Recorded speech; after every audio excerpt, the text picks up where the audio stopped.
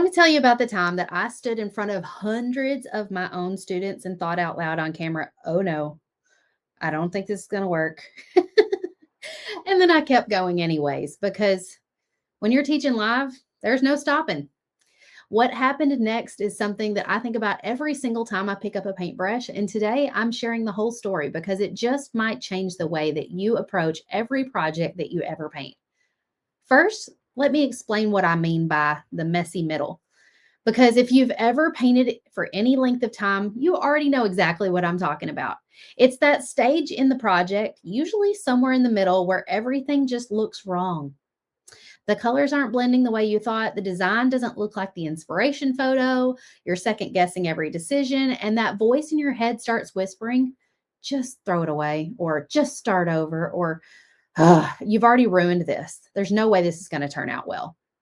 Every single painter goes through this. Beginners, experienced crafters, teachers, me, every time. The messy middle is not a sign that you're doing it wrong. It is normal.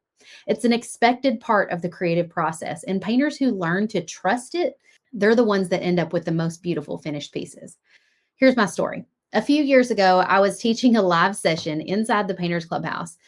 There were a lot of women watching in real time, and I was teaching using a palette knife, and we were painting on a butterfly. Now, palette knife painting is already what I call a trust the process technique.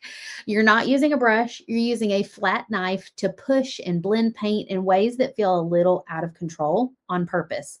The whole point is to just surrender a little bit and let the paint do what it does. It's very abstract. And so if you're at all a perfectionist, working with a palette knife is going to make your skin crawl a little bit.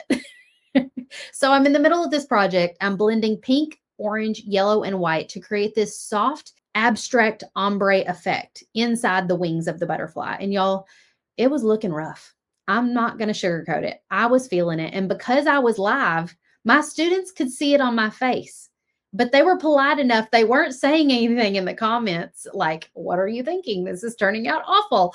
But they could hear it in my voice. I was starting to doubt it a little bit. And I was like, oh, I don't, I really like, we're just going to go with this. Like, you could hear the hesitation because when I'm not certain about something, you can always read it on my face and hear it in my voice.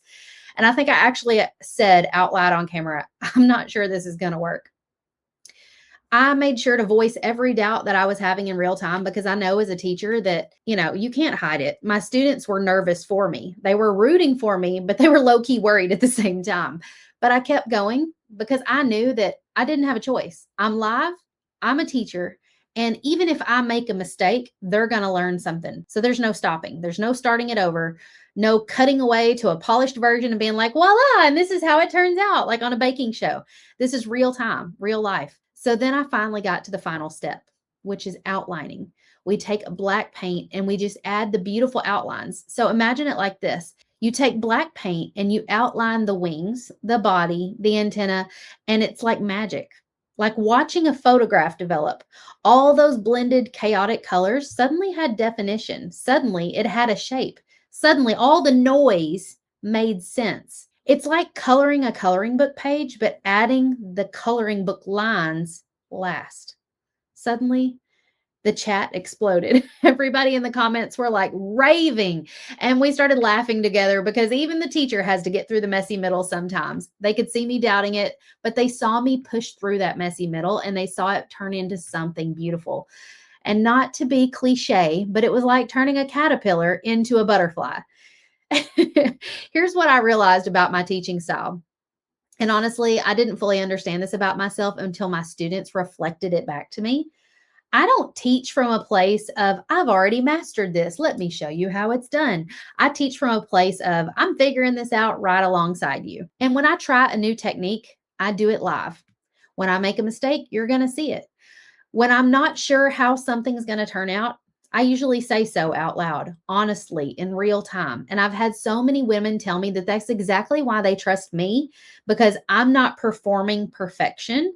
I'm modeling the messy, imperfect, sometimes uncertain reality of the creative process.